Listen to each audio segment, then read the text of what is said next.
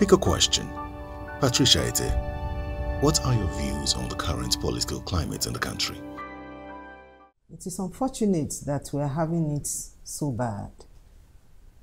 So bad in the sense of the fact that the security of the nation is alarming. That nobody can say that it's going to live till tomorrow.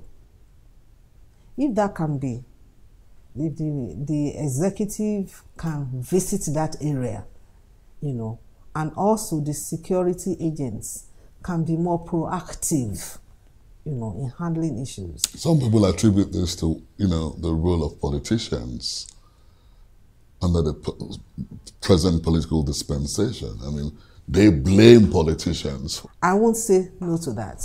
If I tell you one thing, you men, let me put it like that, I never had one. But because you believe that this is an area that men should always be, so they go extra mile to go and recruit the so-called thugs when their children cannot be won. As at the time they are recruiting them, they never will realize that it can get out of hand. At times, the politicians, whether you're a politician or you are not an ordinary person, when you are taking a decision, you may know the beginning, but you will never envisage what will be the end. And that is, if you are talking about politicians breeding, the thugs and all that, and after some time, when they cannot maintain those people again, or they are out of the office, then that's a challenge.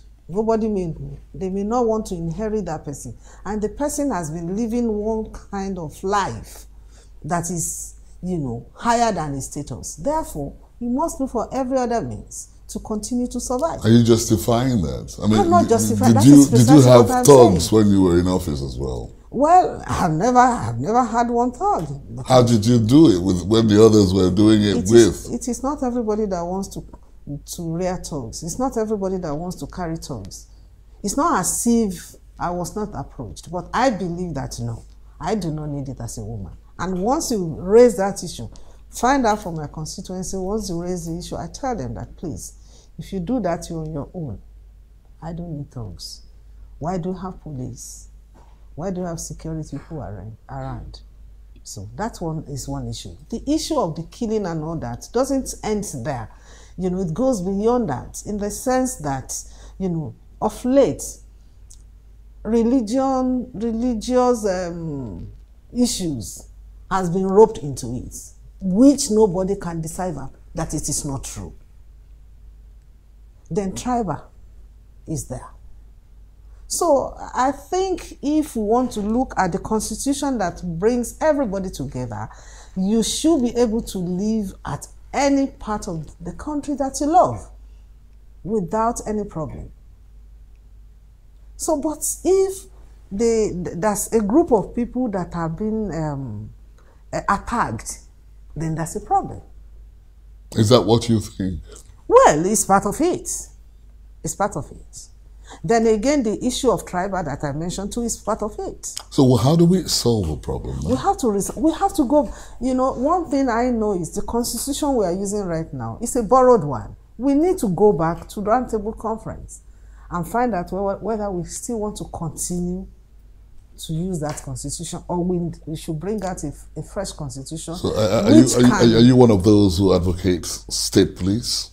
Oh, I love that. Now they are agitating for state police. It is a beautiful idea. I love it. Because you must know the person that is guiding you. You must speak the language that they understand and all that. But the issue is, the governors that cannot pay the salary of their staff, how are they going to pay the police? If the federal government is going to continue to be the one paying for the police, then why are you now calling it a state police? And if you call it a state police, what are the measures that they've put in place? Because the money for the security is very vital.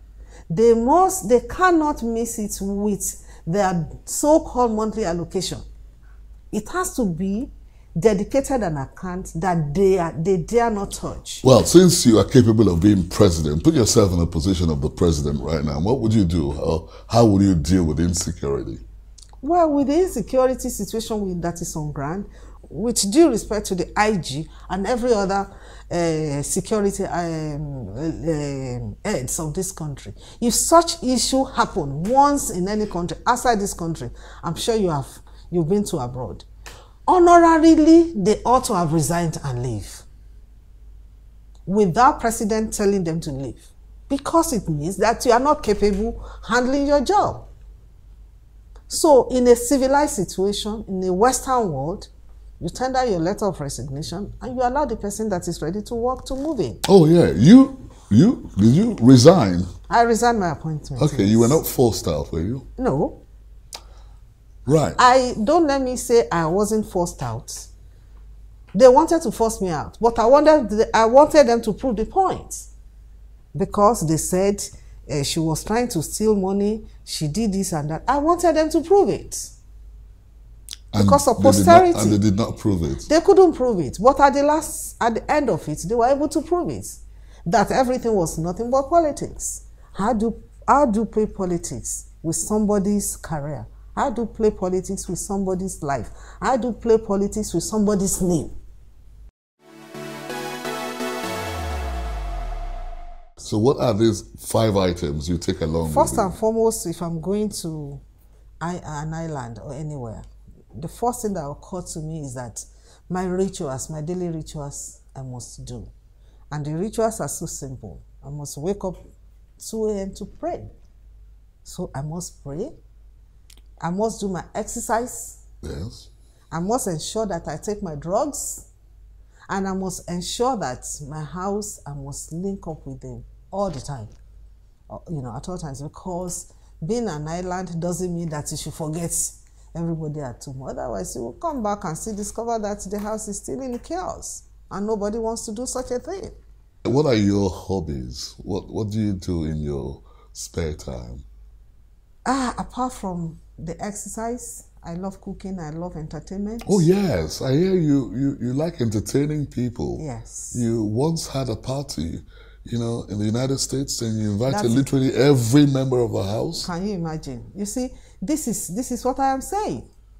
This was supposed to be a surprise party that I didn't know anything about. Who were you surprising? Or they were surprising you? They were surprising me.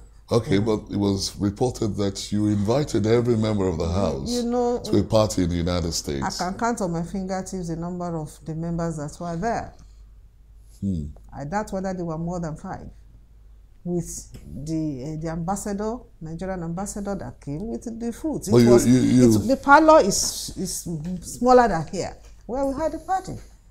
But I had all sorts of things, that it was an IC party, that I wore outer neck, all sorts of things.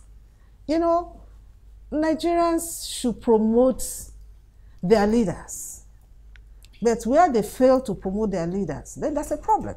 Your children are abroad, aren't they? Yes, some of them are You abroad. always, what do you mean some of them? Yes. How many children do you have? I have 3. Okay. Yes. So how many are abroad? 1 is abroad, the other 2 finished and they're here. Oh, but they're not living with you. No. How? They're all not grown married. up. They are not married. What do you think of my age? What about your husband? Well, my husband is based in Ibadan. What's he doing there? He's an engineer.